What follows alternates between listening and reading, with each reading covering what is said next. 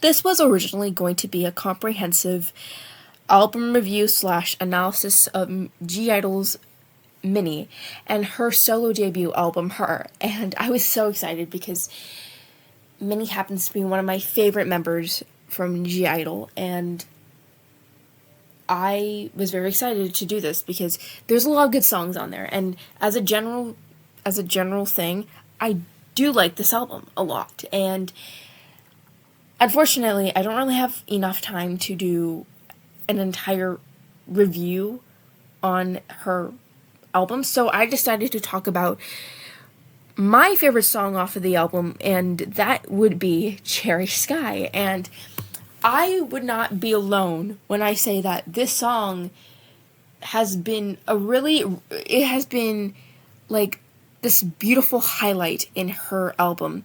And a lot of people are attracted to this song, and it makes sense. And actually, there's a reason why this video has had so many re-recordings, because of the fact that I had made a claim that the song Cherry Sky actually seems quite hidden, as all the B-sides and all the title tracks, well, most of them, from what I've seen, have had some kind of moment to stand out on its own, but Cherry Sky at that time didn't. And unfortunately, or fortunately, my claim became entirely false when Minnie dropped the special live clip, or whatever you call it, performance video. Anyway, so that's why I've had to re-record this multiple times. So I realized how alluring the song is, and I just felt the need to talk about it because of how I feel like this is a very important song in the way it presents itself and has a lot to say. So anyway, I think we should just get into the analysis itself, so.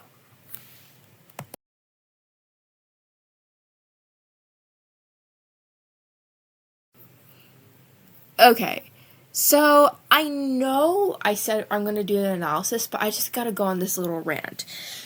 So, to me, I gotta say this, Minnie has this voice that I personally believe if Luxury could talk, it would sound like her voice. And her voice is like velvet, and it makes sense why people call her a siren, and I'm going to heavily go into this label that people have kind of put onto her, and I'm going to talk about it because anyway, I just want to say that I feel like I've created this list, and again, I'll keep adding on to this list, but this happens to be with the groups I currently listen to. And if you want to, I don't know, give a little bit of insight on this take, then completely go ahead, go free in the comments. I completely don't mind.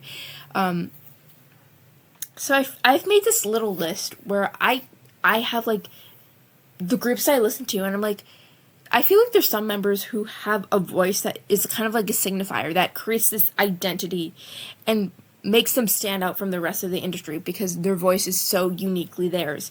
So one member I would think of would be, not member, but idol, would be Felix the Stray Kids. We all know why.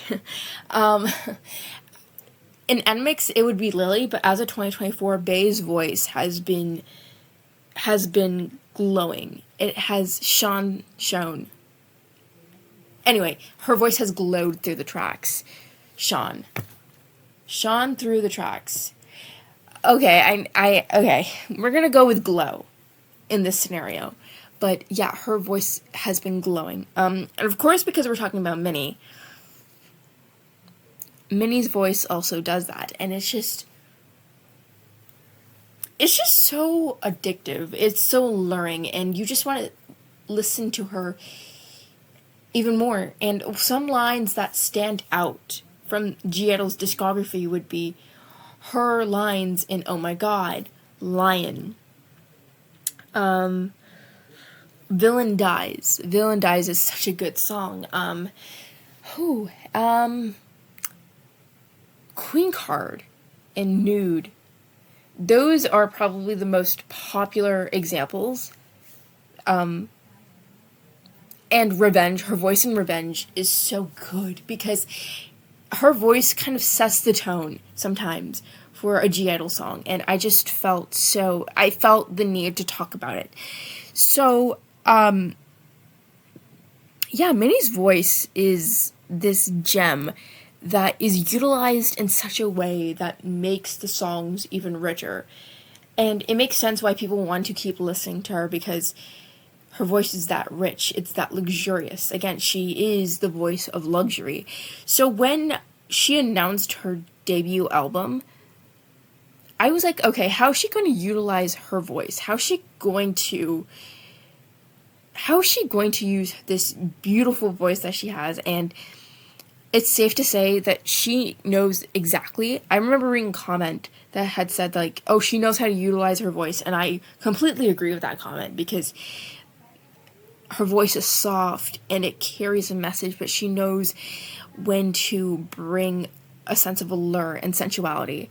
So, yeah, I think this really, really carries over into Cherry Sky, as we're about to see, because it is so interesting how her voice is used in that song.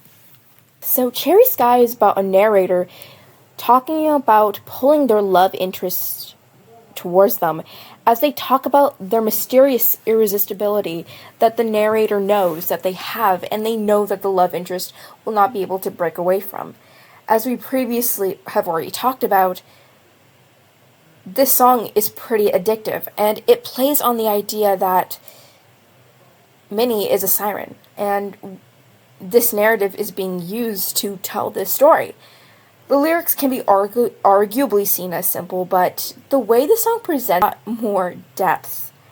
You can see that the narrator has an upper hand in this tango, as you can say, and she knows that she makes the love interest fluster, as she mentions how their tongue is tied. And I think this works because of the hint of sensuality that is present in the vocals, and how self-aware the narrator is. And yes, you can argue that many songs play on this idea, but I think it works differently here because we're working with the idea that Minnie is, well, a siren. Or the character she's currently playing is, well, a siren. I think generally, without doing any in-depth research, we can assume that a siren uses their voice to bring people to their doom. However, I do want to go in depth in terms of, well, slightly in depth in terms of Greek mythology. I want to refer to the Odyssey, and how even though Odysseus wanted to hear the siren's song when they tied him down to the mast, and he heard their voice, Circe has suggested the rest of the crew to put wax in their ears to gain immunity from the sirens.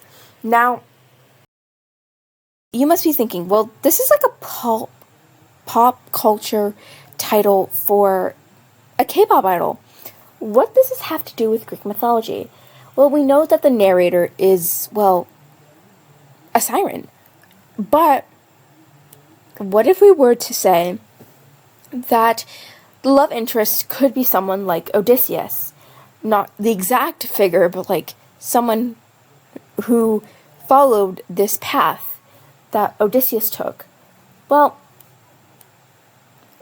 you could totally argue that. I mean, I guess I'm arguing that, but I think this perspective we've established that both figures or characters in this narrative could be reflective of Greek mythology. And the continuous, especially on the love interest side, the continuous wanting of engagement to further listen to the siren's voice, or in this case, their potential, or the narrator who is their love interest, wanting to continue to listen to them and what they have to say. Now, again, we've talked about voices and what sirens do, but we have to talk about how Minnie's voice is especially in this song, because this is what we're now analyzing, right? So, Minnie's voice, and again, you can correct me if I'm wrong, but Minnie's voice is soft, but it feels like she's using the same techniques as she does in Oh My God and Lion to have this sense of sensuality. But the way she utilizes her voice, it feels playful, soft, and intimate. And her voice melts as you're trying to listen to it. And you keep on wanting to have more of it, right? I mean, we've all established that we love Minnie's voice. If you're watching this video, that is. Her voice melts as you try to continue to listen. And I feel like she does that as she tries to reel the love interest in. I think the way this song was produced, it felt like the goal was for the song, and especially her voice, to kind of seep into your head or into your brain, and to keep on asking for more, which is completely fair because the song is amazing and her vocals are beautiful. Again, there's this awareness. So yeah, maybe that's why I'm arguing that the narrative of her being a siren could be completely accurate, you know? Again, it's so interesting because in the lyrics, I'm going to put it up here, but in the lyrics, she says to lay back. And that's exactly how the song feels, because her voice kind of melts into the production, and it genuinely made me want to close my eyes and fall into a soft pillow, because that's how dreamlike it was. So, the lines, a little bit hot and a little bit heat. You can ride the rainbow, it's your fantasy. A little bit of hot, a little bit of bittersweet. Once you taste the heavens, you won't want to leave. I got you like. The way her voice, I know I keep saying this, but that's exactly how it feels. The way her voice melts when she says hot and heat feels especially intentional in order to cement the addictive nature of the song. And you can hear the voice melting away and where it's going, but you feel like you need to chase after it so you can get as much as possible. Now, let's talk about the chorus.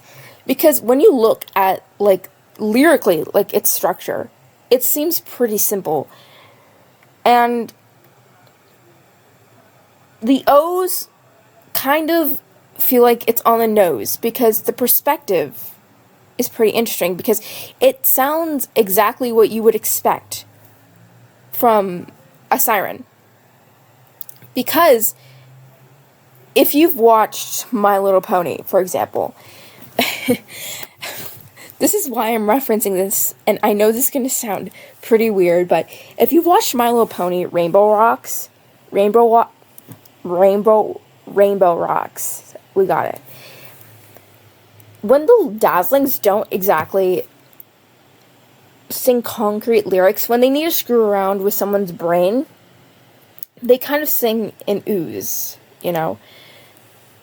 There's probably a proper term for what I'm saying, because, I sound a bit funny right now, but anyway. And the following lyrics, come on baby, close your eyes, let the feeling take you high. Almost as if the narrator is implying that the love interest should surrender themselves and let the feelings take over, but of course, I just gotta say this. You know, you feel like you're on a cloud when Minnie sings. But of course, I gotta say this because it fits into the palette of the song. But it feels like I'm walking on pink clouds or floating on a pink cloud. So, here's the next bit of lyrics I want to talk about. So yes, this is the pre-chorus, and yeah, it might look on the surface level, it might look simple, but the way it's presented, it's so different. Like, vocally, when you hear it, the string of Yaz, have this, like, they have a little bit more intensity. And it doesn't actually sound like Minnie. So, I was thinking about it. I was like, what if the string of Yaz that definitely don't sound like Minnie's voice, what if this is the Siren's past victims or past love interests? I think both can coexist. Those both words can coexist. I don't know. But I think those are almost confirming the actions that the Siren has done in order to reel in their love interests. And after that string of Yaz, you notice that Minnie comes in with this soft cherry sky, and it almost sounds breathless. And it's just the way, but her voice isn't breathless, but it just gives off that impression.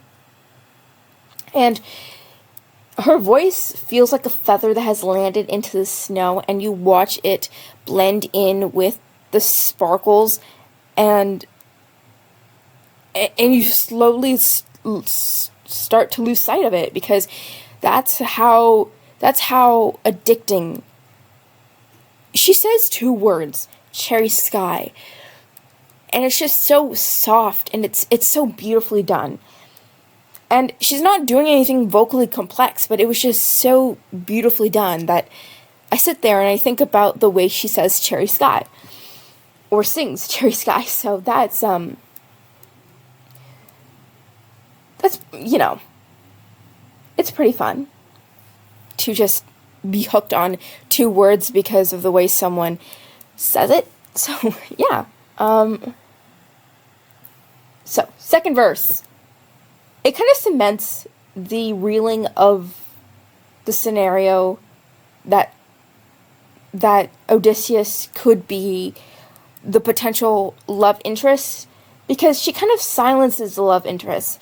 By the end of the second verse, she kind of tells him that she's gonna pull him in, and the lines that you are now looking at right here, it kind of I'm going to read them out to you anyway, but you might let you get... Okay, sorry, let me restart this. The lines that you are currently experiencing right now is might let you get more if you keep wishing. But I think this line seems pretty innocent, right? But I would like to invite you to read the line before it. And it says that now that you realize what you've been missing, might let you get more if you keep wishing, shows that the love interest is fully entranced by the Siren's allure, and her voice keeps him entranced. So I found this to be pretty interesting, that the love interest is fully pulled into the plot. And if you were to still argue that in this scenario the love interest is still like Odysseus, you could completely argue that. But I think since we're on the topic of the second verse, I think it's fair to say that because the love interest is entranced, it seems that we can see evidence of that by the end of the second verse, when the narrator kind of silences the love interest from speaking any further. So take with that what you will, because again, my interpretation might not be correct. Because again, this could be just a cute love song about how the love interest keeps falling in love with the narrator's beauty, you know. But again, I'm this is up to your interpretation. So I want to focus on the lyricism a bit more because we've already established how the narrator's voice melts at the words hot and heat. But if you were to look at the following lines, you would see, you can ride the rainbow, it's your fantasy. It's interesting because what does this rainbow have to do with anything, right? They're cutesy, right? They're cutesy. They're pretty. So I decided to do a bit of digging because I was pretty confused. And I found a lot of religious connotations to it, but I didn't want to go down that pathway. So I decided to give my own interpretation for the sake of, fitting my interpretation into a narrative, In my opinion, I think the rainbow symbolizes a sense of mystique because you want to go closer to a rainbow and chase it so you're able to get close to it. And I feel it's the same with the narrator's voice as her voice melts away, and it can imply that the love interest might want to cross a rainbow in order to be able to catch and be in the same presence as the narrator's voice, right? It's interesting because, rainbows are fantastical, even though they're completely backed by science, but the way a rainbow looks, it's just beyond magical. So the next line I want to talk about is, once you chase the heavens, you won't want to leave. I got you like... It's a classic line, right? It's the first thing you would think of, generally, if you were to hear the word Siren. The next line I want to focus on is not line, but ideas. I've noticed that this song has kind of not a love, but an attachment to colors. And I want to talk about two things, but the first one would be pink. In this instance, the line, pink stars in your eyes because I hit different. More specifically, it's the line, pink stars.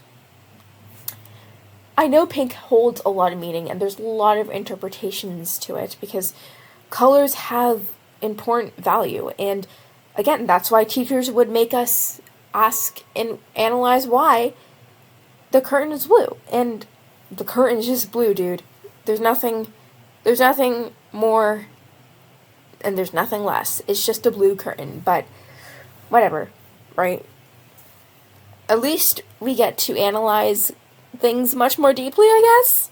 But anyway, pink symbolizes love, nature, and compassion. Nurture, sorry. And since the love interest is seemingly in love with the narrator, it seems that there would be a hint of pink in the romance, and you can see that the color palette of this album itself has a lot of pinks, reds, and whites. I think it's very interesting, but let's talk about the cards. Now, for one, I don't have a specific interest in tarot card readings, but I did some digging, and apparently there's some relations to stars and romance. If you're single, it suggests that a willingness to let go of a past relationship and its baggage leads you to open up to the prospects of a possibility of meeting new people. And by the way, this is from the Hindustan Times, and I'm going to provide a link for this. So, when you put pink stars together, it could symbolize a person who's in love and they're willing to fall into something new. Secondly, and I suppose the last thing I want to focus on, is the idea that Cherry Sky, the name of the song, what it means, what it represents. Now, you could argue that cherry sky is a cuter way of saying red sky. I mean, I could agree with that logic, honestly, but when you are picking a different variant of red, you're actively being intentional with your choice, because you could pick any color like burgundy or burgundy. Depends on, I don't know, rosy pink, no, rosy red, or even maroon, but you chose cherry sky. So again, what did I do? I did some digging. And as you can see here, the exact shade that Minnie is referring to is D2082E, which is, of course, cherry red. If you notice the shade that is on the album cover, it looks pretty similar to the shade that I have on the screen. And this made me think of a pretty weak argument that Cherry Sky happens to be this secret masterpiece that happens to be the most important song on the album because of the mention of color and the color scheme being portrayed physically through the album cover. But again, I think that's a pretty weak argument, and this kind of came from the idea before I re-recorded this video that, Cherry Sky is secretly hidden, but it's like really important. But, if you can create like a better argument that like Cherry Sky is much more important than we like to think it is, then, feel free to elaborate on that. But this is what I found. So what does cherry symbolize? So cherry symbolizes authority, love, and compassion. It also carries connotations of sophistication, refinement, and trust. In color psychology, cherry invokes strength, motivation, and desire. Its bright nature inspires action and conviction.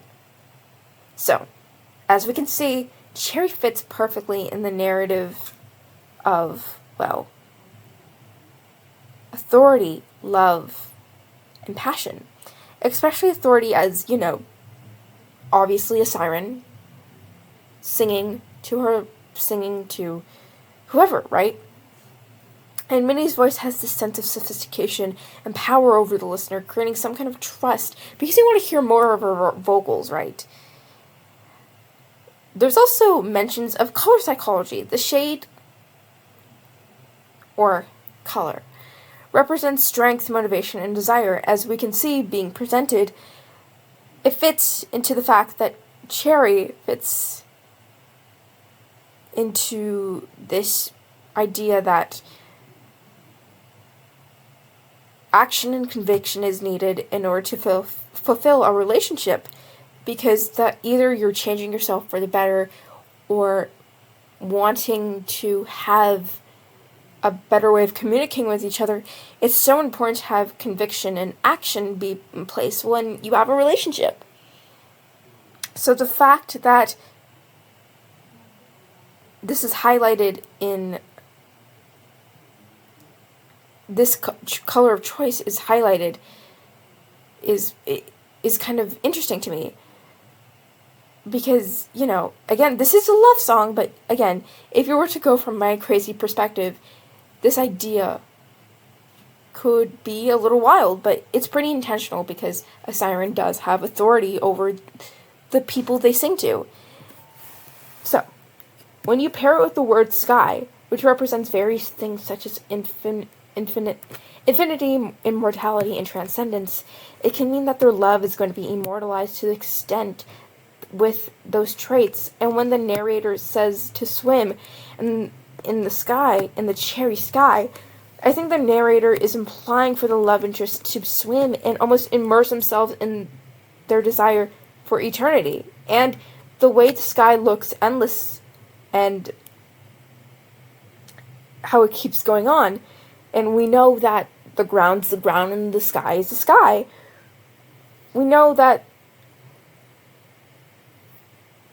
this thing where we've all heard it, that like, oh, you have your head up in the clouds, or you're too up in the air, or something among that, where you're not grounded to reality. And the idea that this romance could be distancing anything that's grounded in stability or reality, because this love is so unreal.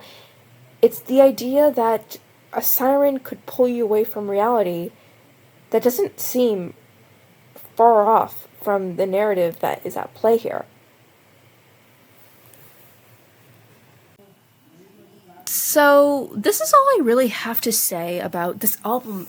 Well, not album, but the song. It's the fact that I came to this conclusion shows the beauty of art, the idea that we can all come up with an interpretation and find different meanings and find good and bad meanings in art. And it's just beautiful how we can create art from art. And yeah, this song was just so addictive and so alluring, and it doesn't make you want to stop.